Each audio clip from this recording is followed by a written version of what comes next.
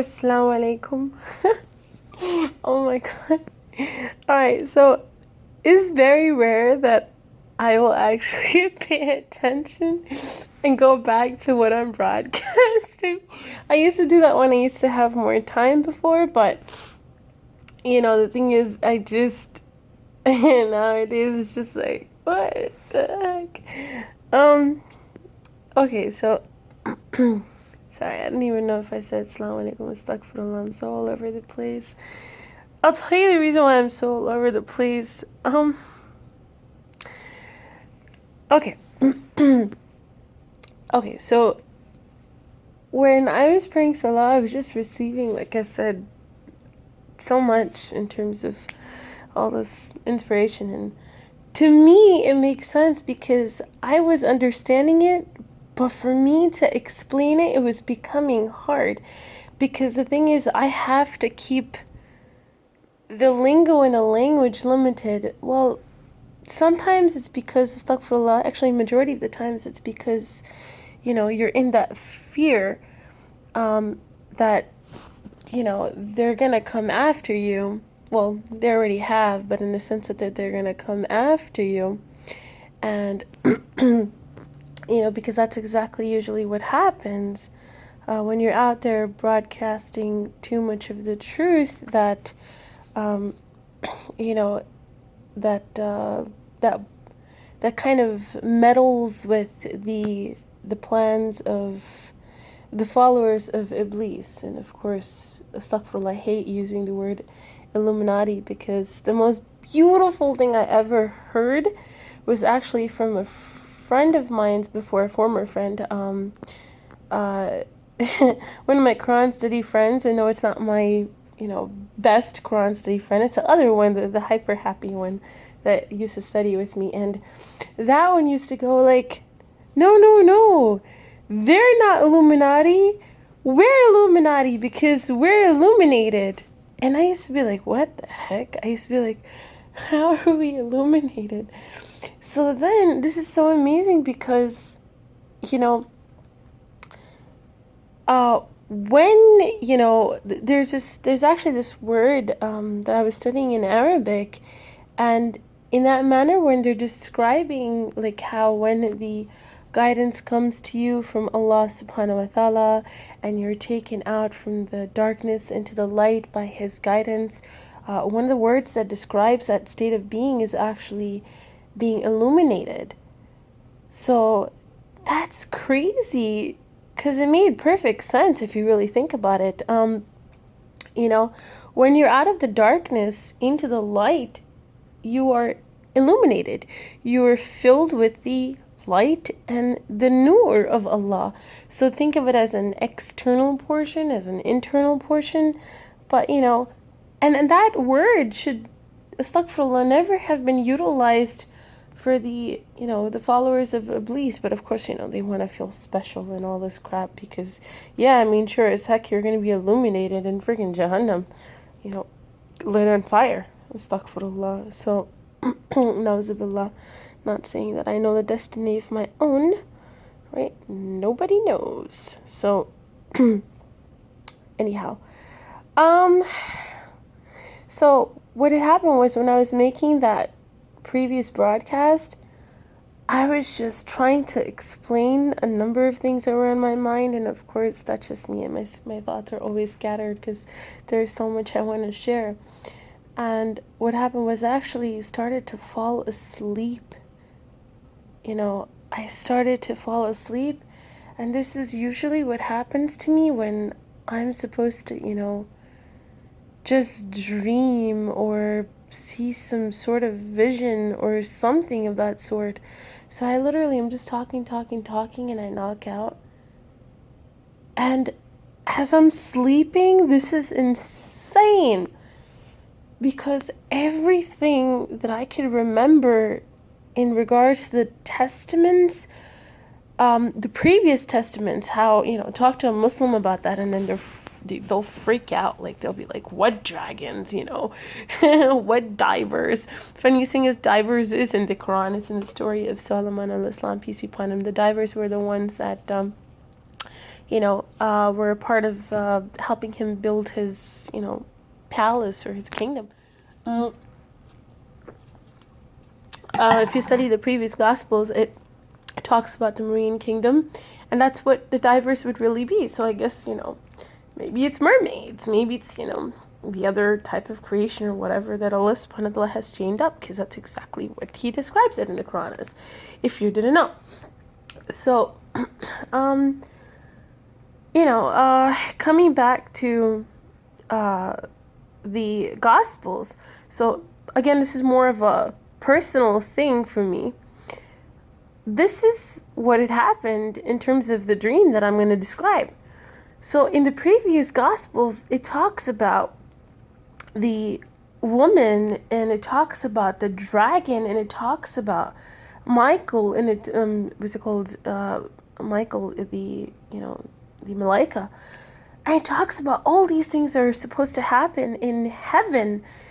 And I kid you not, in the dream that I had, I was being relayed over that all of the series of dreams that I had seen with Mikael alayhi salam, with him having the sword and slaying that dragon that was off the ledge of Jannah, and I was the one that took his sword out of nowhere, jumped on top of the dragon and slayed it.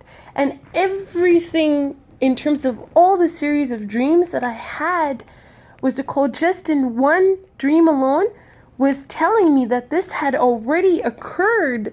Whatever was written in the Gospels had already occurred in the state of, in the state of sleep. So this is really strange to me. As I was trying to understand, I was like, whoa. I was like, okay, so wait, the real reality is also when we go to sleep and we are gathered to Allah subhanahu wa ta'ala, and we are in a different state.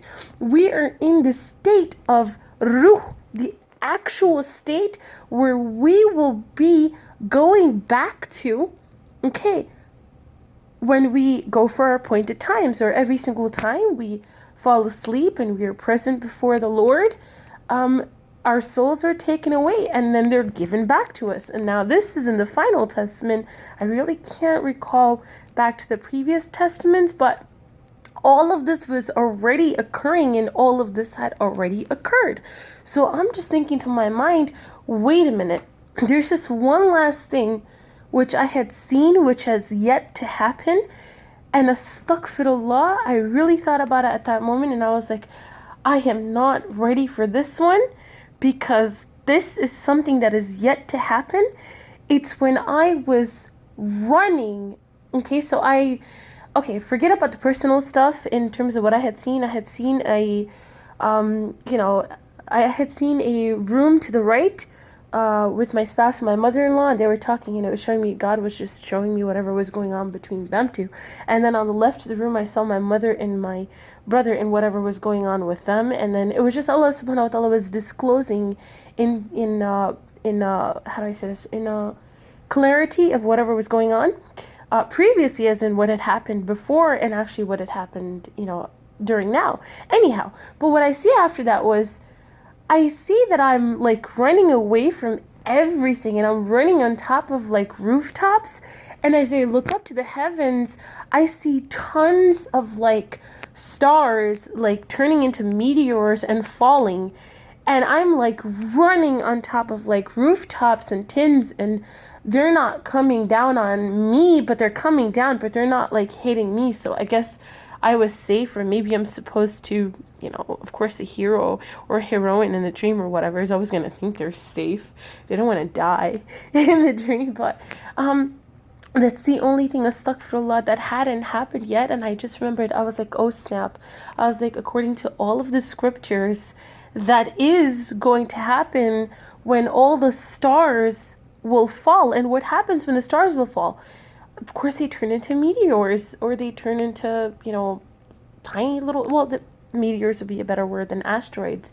Oh, and by the way, the vision that I kept seeing again and again and again with the asteroid hitting, maybe so that had already occurred because just, I believe, 2 or 3 days ago, I don't even recall, I checked the news just yesterday when there was like this asteroid the size of, I think, 10 times or whatever amount of times bigger than the one that was in Russia. And the one that was in Russia was like tiny compared to that one, and it had like destroyed 1,500 something homes. And if that was like 10 times bigger than that, and it had entered our atmosphere or surface of whatever was it called, that would have completely decapitated some of the, it would cause some really big damage. So that was something that flew by, and NASA or something at that point, or whomever was observing in terms of the observatories, said that it was gonna hit us, but oh yeah, it didn't. So it's one of those, but it was pretty serious in that sense. So praise be to the creator of the heavens and the earth for letting that be a total miss. Of course, we know that in our solar system, that's something of the norm, but something of that size, in that category, to be in a direction or manner that it was in, that was something that was relayed over by NASA. That would have been a really pretty big, serious event had it really occurred. Or, God forbid, I'm still thinking, anything at this point is still a preeminent threat because it can still swing around and come right to us. But, okay. Anyhow, I've been noticing something really, really crazy out here.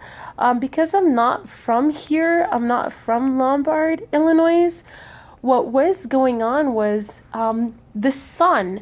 Now, maybe it's just a location that I live in because of the type of inquiries that I was making in terms of the weather, what it's like here and everything. The sun is actually completely glaring like insane. And this is crazy because it says that in the previous scriptures as well, because this is not, in the normal trend in terms of the amount of sun we're supposed to be receiving. It is at an extreme higher, you can say, what would the term be to describe it? Solar, okay, let's just use our own term. Receival on our end. So we're receiving too much sun at like 5 o'clock in the evening. It's like at the highest peak what it would be at 12 o'clock. It is extremely glaring past. And I'm just thinking, when I wake up, I'm like sweating. Like it feels like a hot summer day. All the seasons are upside down. And this is crazy because this is exactly also, interesting enough, that was also in Gospel of Enoch. When we're in those days at that time, the seasons, will be different. And not only will the seasons be different, but also the stars would be, disobeying. In terms of the luminaries would be disobeying. So everything would be like, upside down in terms of it's not going to be following its order. You understand what I mean? So because of that, there's just a lot going on. And the only thing that's going to hold you to your sanity is actually pray, seek repentance, because we are on the 12th, okay? 12th, you can say hour, minute, we're here. And,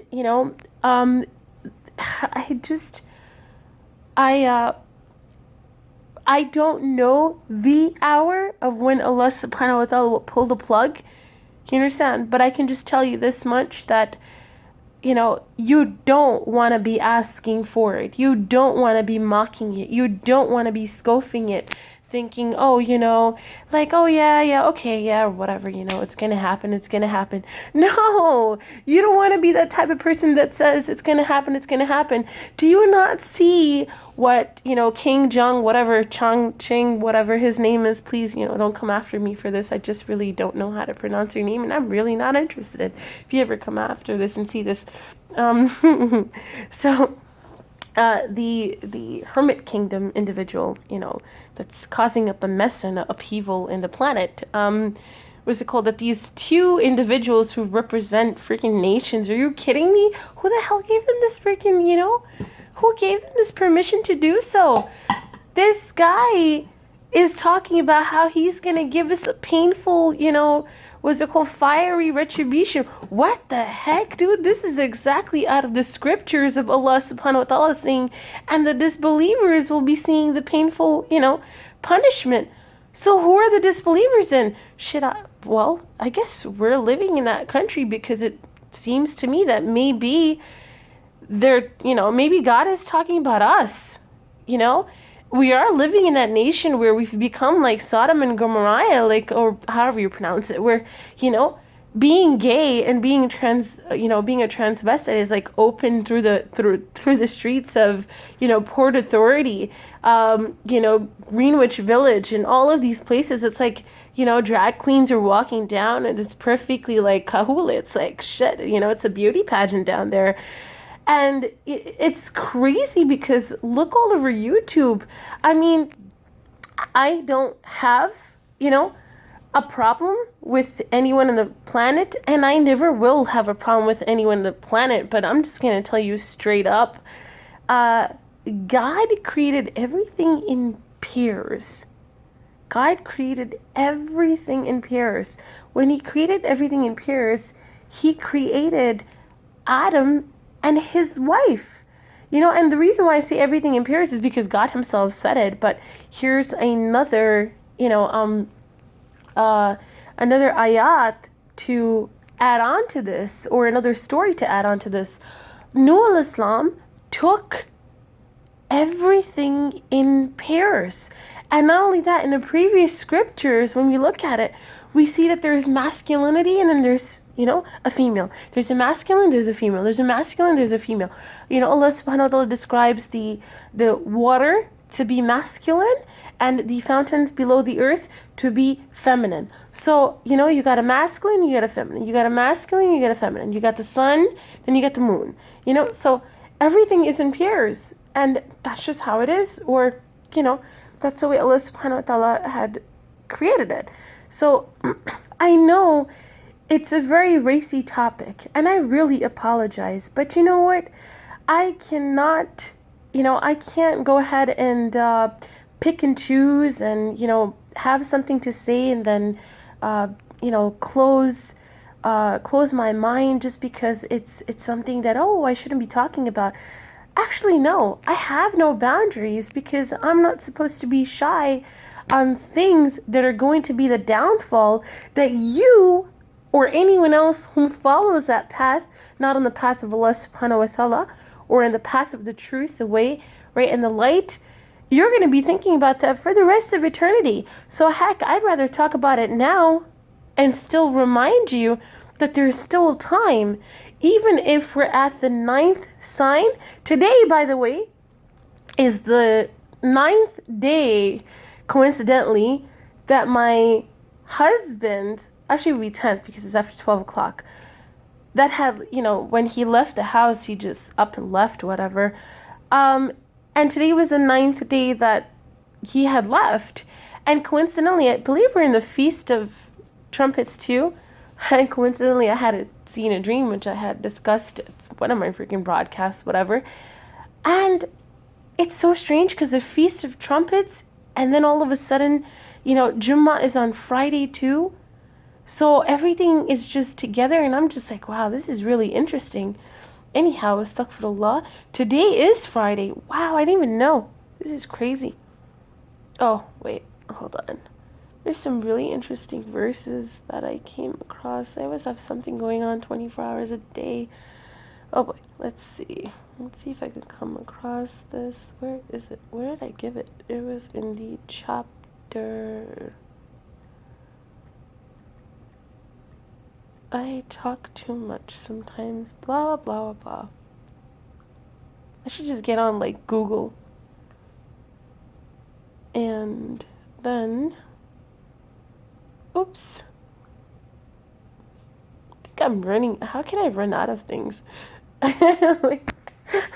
Oh, look, it's camels. Oh, by the way, I gotta tell you something really funny.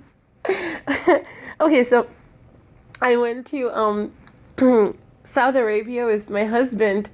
So my last name is well, my last name previous to marriage was Kamal. So growing up, I used to be, actually in elementary school, it used to be funny because all my friends just, used to give me this funny nickname, and we were all pretty cool, whatever. So they used to call me Camel. And coincidentally, when I went to Saudi, I actually rid on a camel. And if you look at the pictures, it's absolutely hysterical. The camel is giving a dirty, like a really evil look to my husband. And anytime it's like, I'm going to call it hanging out with me, it's like smiling and cheesing out of its mind. So, so I just want to say, hubby, if you're out there and you're listening to this, you got to check yourself before you wreck yourself, because there's something up with your spirit or your nafs, and you need to get back home, you understand, and you need to like let go of that life, yo.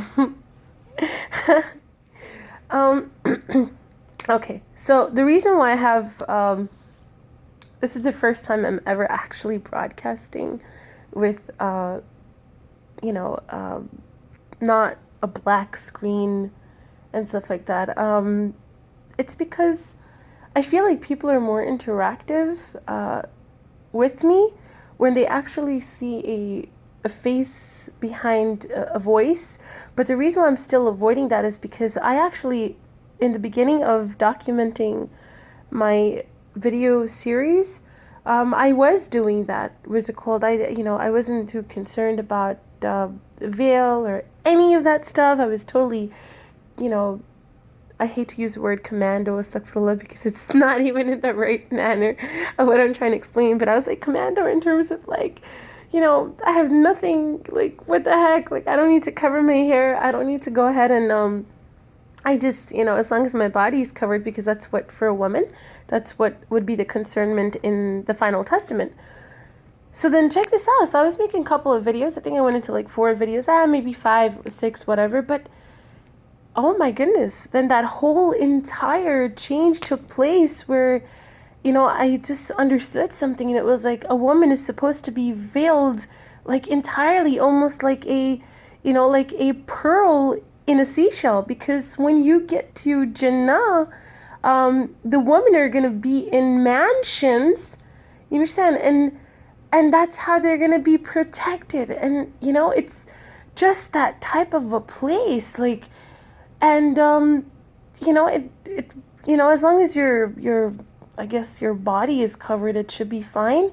And that which is apparent should be fine too, because when you go to the house of Jacob, or rather the new Jerusalem, in the standing place of Abraham, was it called in Saudi, in the Kaaba and stuff like that, you actually, as a woman, when you go there, you don't have to veil your face, really. But for a woman, when she comes in front of the Lord to pray, it's good to veil yourself entirely, because that's just what I understood the manner to be as in terms of prayer. It's something I completely understood as, and that's why a lot of the times I actually feel comfortable nowadays not even coming on the camera. So I went from like totally commando, like don't care, don't give a damn, really, what's it called, as long as I get the message out, to not even wanting to, come on the camera at all. One, because it's too much work. You have to constantly always, be aware of like, how you're coming off, and then all of these things. I'm like, screw this. It's too much work, man. You got to edit it and all that. I'm like, nah. The one thing I always hated in photography when I was doing that too, in the very beginning of the entertainment career, is the editing part. It takes too much time. Anyways, wow.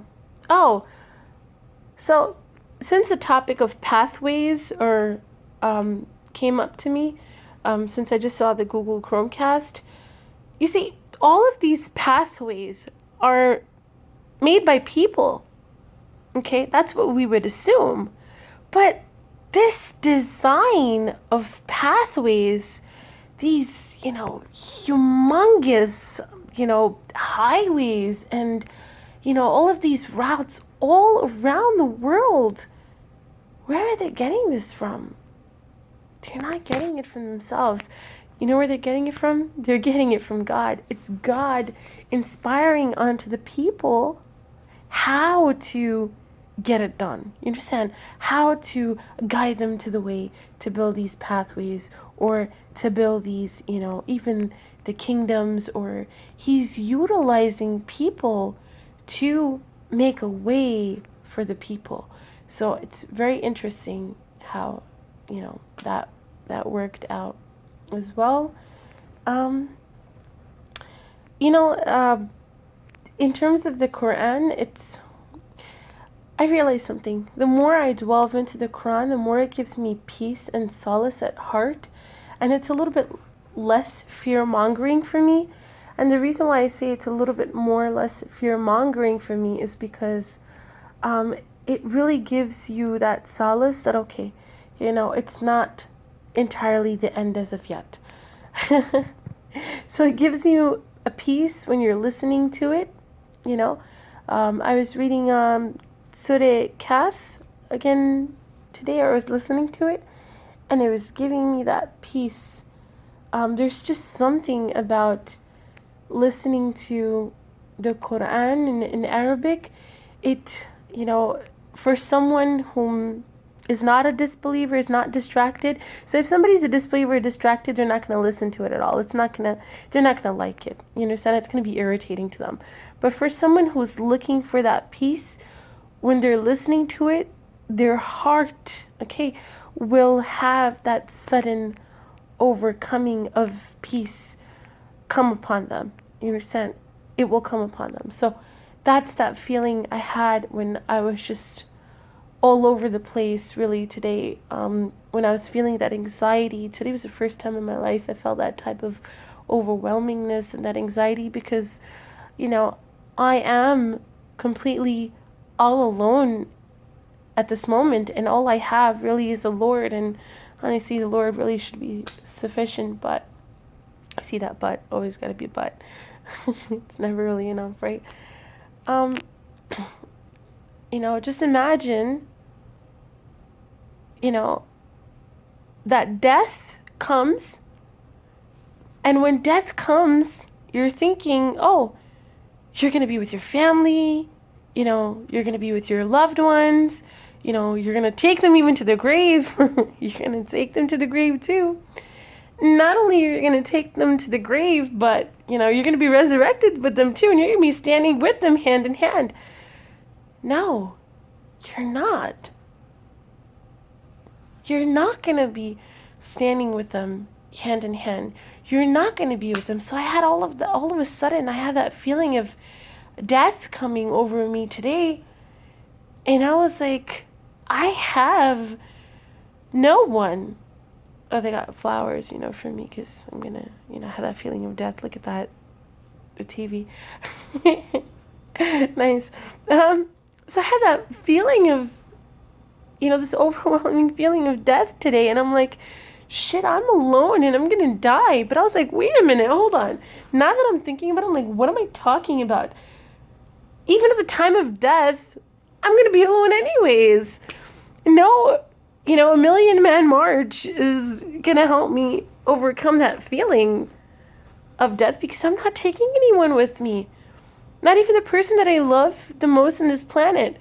Heck, even the person that I love the most on this planet, I couldn't guide them. I couldn't do anything for them. Nothing. You understand? Nothing.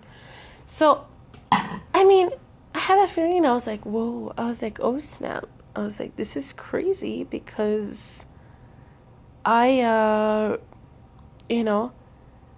nobody there now, but at the time of death and at the time of my accounts, I'm going to be alone too. Actually, that time might be a little bit cooler because that time you actually get to see the angels. So Hopefully it's a good account, so when you see them, it's in goodness. You know, you can hug them and everything along. But what's it called? You know, if they're okay with it and they feel humanly towards you, like nice and, you know, like, okay, feel like sad for you. When they comfort you, maybe they'll hug you despite all the shit that you did in your life, right? So other than that, I mean, it's just, you know, at least you'll get to see them at that point. But as of now, you know, I'm just alone and I'm just thinking to myself, and it's not that bad. It's kind of cool. It's not that bad at all. It's not that bad at all. Actually, I don't think I'm really missing out on anything. I think if anything, you know, it's the other party that should be missing out. It's not me. It's not me. Anyways, I'm just like ranting right now. It's not really this broadcast. I'm going to change it and title it as not really a Quran Dawah broadcast. Just random personal stuff. That's what I'm going to do. I'm going to change the title so nobody goes and wastes their time on this video. So, okie dokie. Anyways, ciao.